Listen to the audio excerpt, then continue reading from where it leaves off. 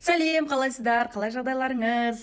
Мен тағы да кезекті заказыма дайындалып жатырмын. Осылайынан балдарым көмектесіп жатыр заттарын салуға, машинаның арқасына темірлерімді, шарларымды барлығын салуға көмектесіп, баламды мен де барам деп қоймайды.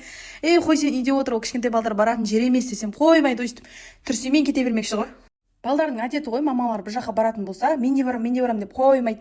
Сөйтіп алдап қазір кәмпит әкеп берем, магазинге апарам, мороженое әкеп берем, базарға апарам, дәрбіз қауын әкеп берем деп алдап тастап кеттім. Ал бүгінгі заказ Дубай деген ресторанда болады. Тағы да Дубайдың 3-ші этажында. Ол жақта мені үш 2 шәкіртім күтіп тұр. Онлайн алған, бірақтан осылайынан бір рет келіп көріп кетейікші дегеннен кейін жарайды деп осы бүгінгі заказыма шақырған болатынмын. Бүгін Амина деген кішкентай қыздың 1 жасқа толу туған күні екен. Мамасы заказ берген. Бұл бүгінгі заказымыз біздің мини фотозона деп айтсақ болады. Себебі үлкен домалақ баннерге жасамаймыз бүгін. Полу аркаға жасаймыз. Әдемі, нежный, розовый цветтермен. Еще мына жерде мынандай қызық болды ғой. Осы каркасымызды құрып болғаннан кейін өйстіп баннерімізді тартайын десем, баннеріміз сәл кішкентай болып қалған ғой. Дұрыс шығармаған ғой деп қоям. Мен дұрыс размерін берген сияқты едім.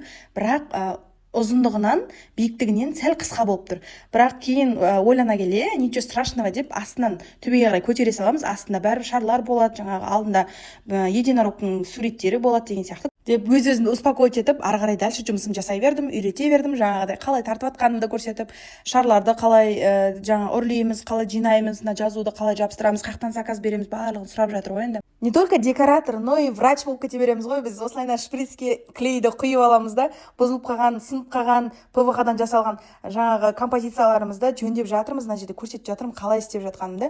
Осылайынан инеменен істесек, жаңағы жері жіңішке болып құйылады да, и тез қатады ол клей. Сол үшін үстінен басып тұрып жөндеп қойдық. Бүгінгі заказға келген 2 студентімде не деген оңай, біз бұны қиын көріп жүрміз ғой дейді да.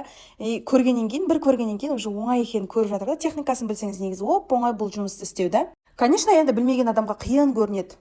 Осылай оформление жасау арқылы, шар бизнесмен айналысу арқылы жақсы табыс тапқым келеді дейтін болсаңыздар, маған WhatsApp-қа жазсаңыздар болады. Мен сіздерге өзім жауап беремін. Қазір курсқа продажа ашық, қатысуға, жазылуға болады. Сосын кейін сіздерге тағы да бір күшті жаңалық. Мен әлі де жаңағыдай каркастарымды жеңілдікпен, скидкамен беріп жатырмын. Үлгеріп қалыңыздар.